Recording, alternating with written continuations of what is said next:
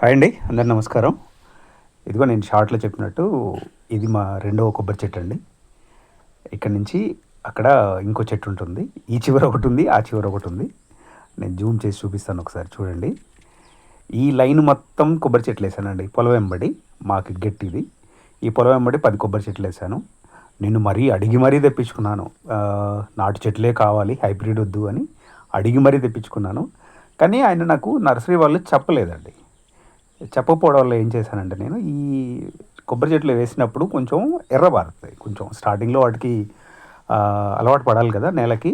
కొంచెం ఎర్రబారేసరికి నేనేమనుకున్నానంటే, దీంట్లో నిమ్మ చెట్లలో బలం మందు ఉంటుంది కదా, మ్యాక్స్ ఉంటుంది కదా. సో వీటికి కొడితే కొంచెం బాగుంటాయి కదా, పురుగు మందు వల్ల కొబ్బరి చెట్లకు ఏమీ అవ్వదు అనేది నా ఫీలింగ్.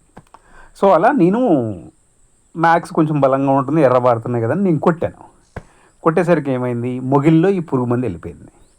వాటర్ ఉన్నాయి ఏం కాదు, కానీ మొగిల్లోకి ఈ పురుగు మందు వెళ్ళడం వల్ల ఆ మొగిలి కుళ్ళిపోయిందండి. సో కుళ్ళిపోయేసరికి ఆ మొగిలి చచ్చిపోయింది. వాడిపోతూ తెలిసిపోద్ది కదా మనకు మొగిలి చచ్చిపోవడం అనేది.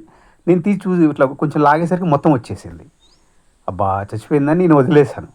తర్వాత కొద్ది రోజులకి మళ్ళీ ఇగురు వచ్చింది.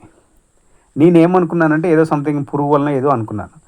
మళ్ళీ బలంగా వస్తాయని మళ్ళీ కొట్టాను. 2 సార్లు కొట్టాను ఈ పురుగు మందు.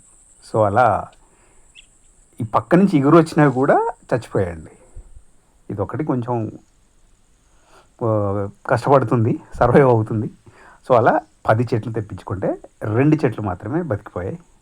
ఇదండి. మీరు ఇలాంటివి కొత్త రైతులు చేస్తారు, అంటే నాలాంటి వాళ్ళు, తెలియని వాళ్ళు చేస్తారు.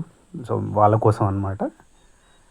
ఇది తీట పని, ఇది నెంబర్ 1. అడిగి చేయాలి కదండి, అడిగి చేయాలి కదా. ఓ పుడింగిలాగా పురుగు మందులు దీన్ని పెడితే దాన్ని కొట్టేయడమే. మామిడి చెట్లు కూడా కొట్టొద్దండి. నిమ్మ చెట్లకు వేరే ఉంటుంది, మామిడి చెట్లకు వేరే ఉంటుంది. అలా ఇలా చేసి 10 చెట్లు పోయాయండి.